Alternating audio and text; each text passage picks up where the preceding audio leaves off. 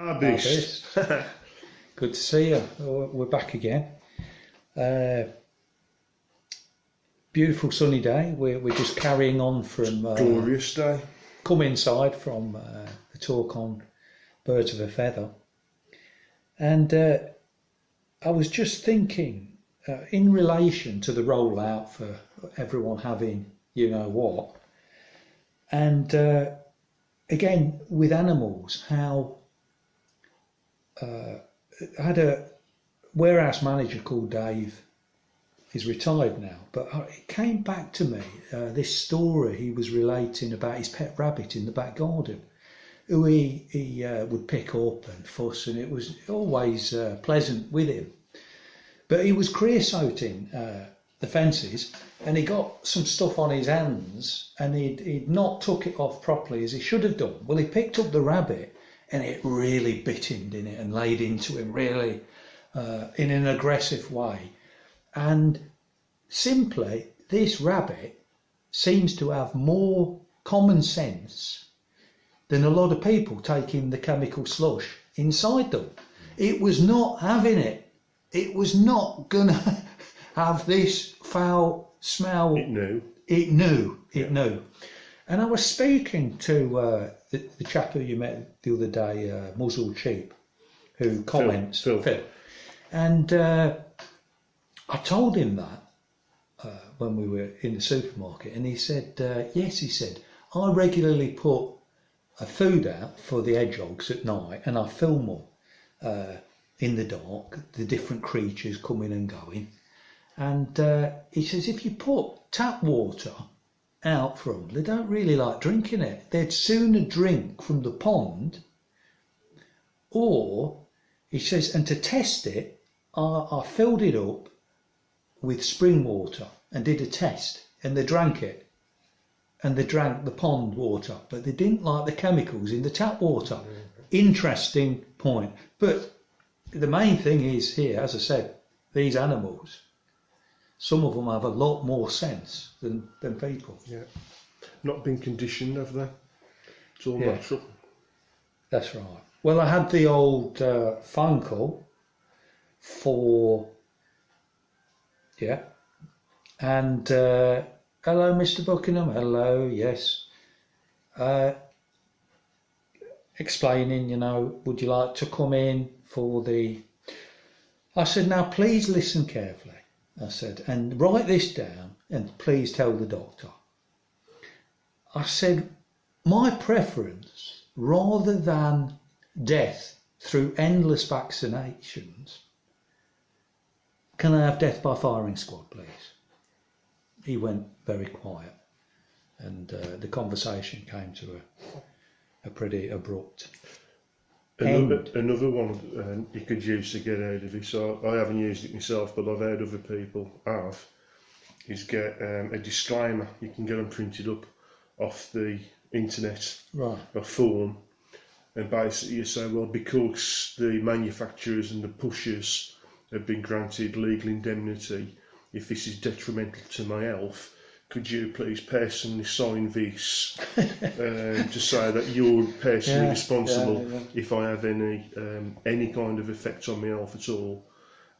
If I die, you'll pay X amount, £200,000 or whatever. You put your name there, sign it, get it all done legal, and then I'll have that. Until then, forget it. And basically turn it round onto them and say, they'll soon run away, won't they? Yeah, they soon won't want to know. I was in another shop. Again, the fear that's in people. You still see the very petrified people in a particular shop where there wasn't, hardly anyone in. Down a big aisle, I'm standing near to the products I'm looking at, and right down the aisle is a lady, and she's fearful of coming past me, and I'm aware she's hiding down the thing. I'm looking back, and then I say, "Oh, sorry, love." I says, "I didn't realise I was blocking your way," and she ran past me laughing nervously. I mean, do you find this still? not well. I've got to say that there's only 3 shops that I use now. One is a local convenience store in Wheel Lane in Lichfield, and they don't bother. They've got the screens up probably because the franchisee or whoever owns the shop says we've got to have them up. But for the most part, nobody behind the counter is muzzled. When they're putting stock on the shelves and sorting stuff, they just don't bother. I've never been in there muzzled, and the vibe is friendly. Some of the customers, you see them scuttling in, doing all this kind of thing as usual, but the shop itself I find very friendly, so I tend, if I've got to get fresh stuff like fruits and stuff like that, I pop in there. If I do my big shop, I mean, you know what supermarkets I use, again, it was never hostile as such.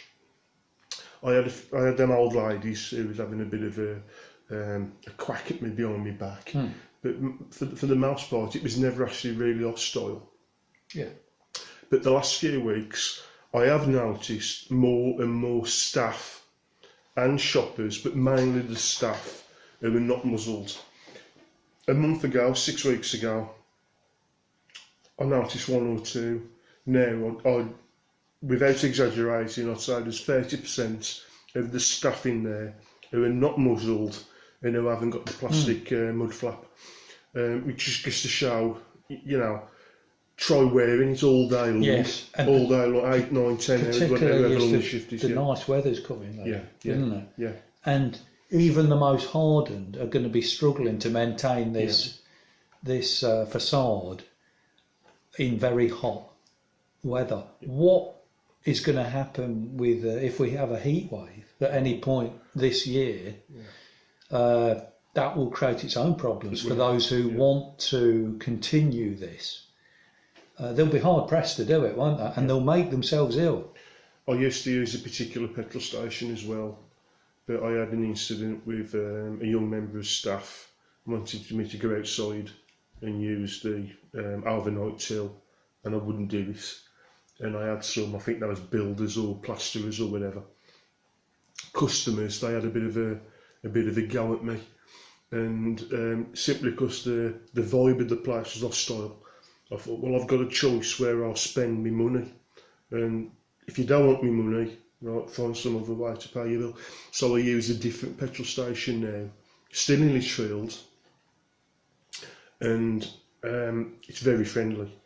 So there was one guy, he saved me a couple of times when I filled up. He isn't muzzled, but the girls, I've been in here to use the jet wash to get some of the dust off my car, and the girls are muzzled, but there's none of this, where's your mask, there's none of that. So yeah, I just choose places that are friendly, but I've noticed a relaxation. People don't seem to be so bothered after the last 6 weeks, especially the last 2 or 3 weeks. Shops anyway. I went to visit a chiropractor. I've not been for about 4 years, and because of various aches and pains with my neck and back, I found it a number of sessions helpful. They manipulate things, those, you know, and press down on you, and you hear muscles popping and clicking and being loosened.